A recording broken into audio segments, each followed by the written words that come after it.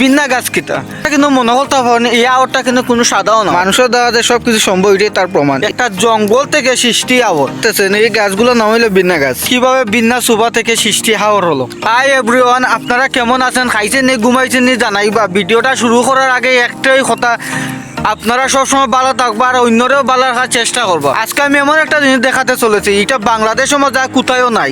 এমন একটা জিনিসের মাঝে কিন্তু ইতিহাস লুকিয়ে আছে। যদি জিনিসটা আপনারা না দেখুন কিন্তু বুঝতে পারতেন না, কিন্তু এর কারণে কিন্তু ভিডিওটা পুরা দেখতে হবে এবং ভিডিওটা পুরা দমে কন্টিনিউ করতে হবে। আমি এমন এক জায়গায় দাঁড়িয়ে আছি, এর জায়গাটা কিন্তু অনেক ইতিহাস আছে। ইতিহাসটা যদি আপনারা জানেন কিন্তু আপনারা অবাক হয়ে যাবা যে এটা কিভাবে সম্ভব হইলো। তাহলে ইতিহাসটা কি তা শুরু করা যায়নি? আমি বর্তমানে এমন একটা আওয়ারের মধ্যে দাঁড়িয়ে আছি। এই আওয়ারটা কিন্তু অনেক ইতিহাস জড়িত আছে। এই আওয়ারটার মধ্যে অনেক বছর আগে এই আওয়ারে কিন্তু কিছুই ছিল না, শুধু বিন্না গাছ আর বিন্না গাছ, অনেক জঙ্গল ছিল। কিন্তু আজকে দেখেন এই আওয়ারটার অবস্থা দেখেন, চারিদিকে সবুজ আর সবুজ। তখন আপনারা অনেকে আমার প্রশ্ন করতে পারেন যে বিন্না গাছ কিতা, বিন্না গাছ কোন জিনিস থেকে কিন্তু এই আওয়ারটা সৃষ্টি হয়েছে। এই আওয়ারের মাঝে এক সময় বিন্না গাছের সুবা ছিল।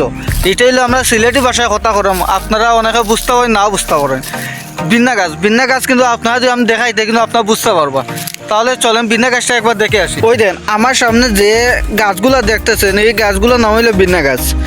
এই গাছগুলা কিন্তু এই যে যতটুকু জায়গা দেখতেছেন সব জায়গার মধ্যে ও জিনিসগুলা কিন্তু ছিল এক সময়। কিন্তু অনেক বছর আগে, প্রায় 50 থেকে 60 বছর আগে এই জিনিসগুলা কিন্তু মানুষের দ্বারা যে সব কিছু সম্ভব এটাই তার প্রমাণ। এই যে গাছগুলাকে সরিয়ে ফেলছে, সরিয়ে ফেলে দেখেন আবাদি জায়গা সৃষ্টি করছে। যে জায়গার মধ্যে কিন্তু তারা দেখেন ফসল চাষ হচ্ছে, বিশেষ করে ধান চাষ হয় এই এলাকাটার মধ্যে। এই যে খালি জায়গা দেখতেছেন, এই জায়গা কিন্তু এক সময় খালি জায়গা থাকে না, পুরোটাই কিন্তু ধান চাষ হয়। কিন্তু এবার কিন্তু পানির অভাবে কৃষকরা কিন্তু চাষ করতে পারতেছে না। যে কিছু কিছু জায়গা দেখছেন আপনারা, তারা কিন্তু অনেক কষ্ট বিনিময়ে কিন্তু এই জিনিসগুলা চাষ করেন। আর কিছু কিছু জায়গা যেগুলো আছে, জায়গাগুলো মানুষের কিন্তু চাষ করতে পারেন না, আর হইলে পানির অভাবে।